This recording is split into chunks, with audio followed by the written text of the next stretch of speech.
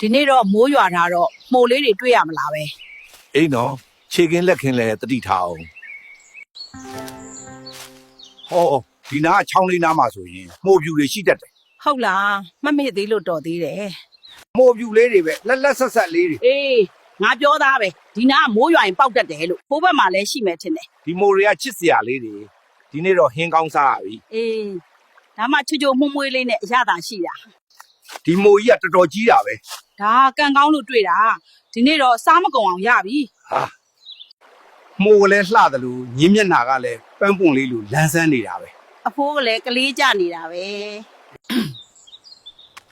တော်ထဲမှာခဏတာနားရတော့လန်းသွားတာပဲ ပိုတွေလည်းတော်တော်များနေပြီနော်ပြန်ကြမယ်လေ ဖြစ်သွားချော်လဲနေအောင်မယ်